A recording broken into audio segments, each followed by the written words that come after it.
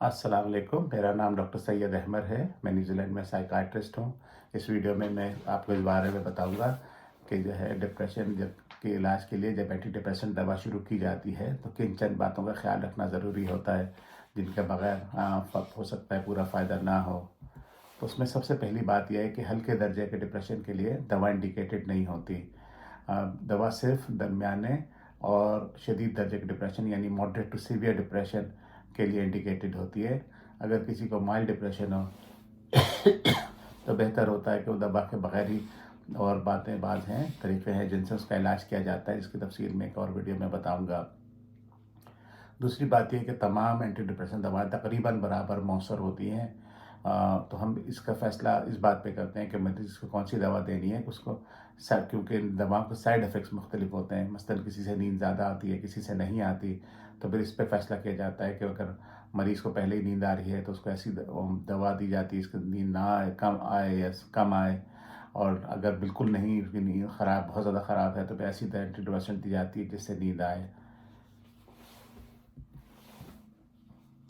जो दरमियाने और शदीद दर्जे के डिप्रेशन होते हैं उनमें पहली दवा से बेशतर लोगों को फ़ायदा होता है, अलबत्ता कुछ लोगों को नहीं भी होता। तो जिन लोगों को फ़ायदा ना हो फिर उनके लिए हम और तरीक़े इस्तेमाल करते हैं। मिसाल तौर पे दवा बदलते हैं और या फिर उनको उसके और दवाएं मिला के साथ दी जाती है। मसलन दूसरी एंटी डिप्रेसेंट हो या लिथियम हो या सेकंड जनरेशन एंटीसाइकोटिक जिनको कहा जाता है, मिसाल के तौर पर ओलानज़ेपिन है या एरिपेप्राज़ोल है, वो उसके साथ दी जाती है। दवा शुरू करने पे साइड इफ़ेक्ट्स तकरीबन हर दवा से ही होते हैं, तो एंटी डिप्रेसेंट से भी होते हैं। लेकिन अच्छी बात यह है कि बेशतर लोगों में ये साइड इफ़ेक्ट माइल्ड होते हैं, यानी हल्की नौइयत के होते हैं और इनकी वजह से दवा बदलनी नहीं पड़ती या बंद नहीं करनी पड़ती। अगर लेकिन आपको कोई शदीद साइड इफ़ेक्ट हो तो ज़रूर अपने, अगर मिसाल के तौर पे बहुत रेयर ऐसा होता है कि किसी को एलर्जी हो जाए तो फिर फ़ौरन ज़रूर अपने डॉक्टर से मशवरा करें। लेकिन वैसे आम तौर से 2 से 4 हफ्तों में ये साइड इफ़ेक्ट कम और ख़त्म होना शुरू हो जाते हैं।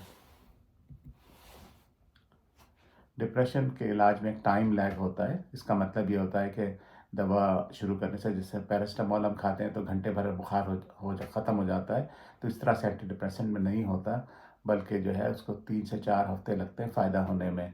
वो भी अगर फुल डोज़ पे दवा उतने दिन के लिए ली जाए। तो जो है, अगर आपको ये मैं हम इसलिए बता देते हैं कि बहुत से मरीज़ आते हैं, कहते हैं डॉक्टर साहब हमने तो पूरा हफ़्ता दवा खाई थी, कोई फ़ायदा नहीं हुआ इसलिए बंद कर दी। तो 1 हफ़्ते में इस दवा से फ़ायदा होता नहीं है। तो वो उतने 1 हफ़्ते लेना भी बेकार है।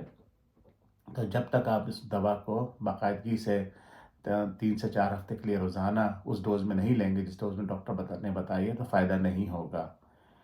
फिर ये होता है कि अगर किसी को डिप्रेशन का पहला अटैक हुआ हो तो उस वहाँ जहाँ से वो बिल्कुल ठीक हो जाए उसके बाद कम से कम 6 महीने के लिए दवा लेनी होती है। उसकी वजह ये होती है कि शुरू में जो ब्रेन चेंजेस होते हैं जो दवा के जो डिप्रेशन की वजह से या जो डिप्रेशन कॉज करते हैं, तो वो सप्रेस हो जाते हैं, रिवर्स नहीं होते, यानी वो दब जाते हैं, ख़त्म नहीं होते हैं। उनको पूरी तरह से ख़त्म होने में 6 महीना, ठीक होने के बाद भी 6 महीना लगता है। तो अगर जल्दी दवा बंद कर दी जाए तो इम्कान होता है कि डिप्रेशन के अलामात फ़ौरन या जल्दी वापस आ जाएगी। अगर किसी को एक सादा अटैक हो चुके हो तो फिर और ठीक होने के बाद और भी लंबे अरसे के लिए दवा लेनी पड़ती है, ताकि जो है वो अलामात वापस ना आ जाएँ। और कितने अरसे के लिए लेनी पड़ती है, इस पे मुनहसर होता है कि कितने अटैक हो चुके हैं और वो कितने शदीद थे। फिर एंटी डिप्रेसेंट दवाएँ, उनसे उस तरह से आदत तो नहीं पड़ती या डिपेंडेंस तो नहीं होती जिस तरह मिसाल तौर पर बेंज़ोडाज़ेपिन दवाएँ जो हैं, डायज़ेपैम, क्लोनाज़ेपैम, लोराज़ेपैम, इनसे होती है। लेकिन इनके बंद करने से फिर भी विथड्रॉल सिम्पटम्स कुछ हो सकते हैं। तो उसमें पेट ख़राब हो सकता है, घबराहट हो सकती है, चक्कर आना हो सकता है। फिर बाद दफ़ा ऐसा लोग मरीज़ बताते हैं कि बहुत ज़्यादा ख्वाब आते हैं, जैसे लगता है बहुत बिल्कुल हकीकी हैं, और उससे जो है बिल्कुल सुबह उनको उठ के ऐसे लगता है जैसे वो सब कुछ हकीकत में हो रहा था।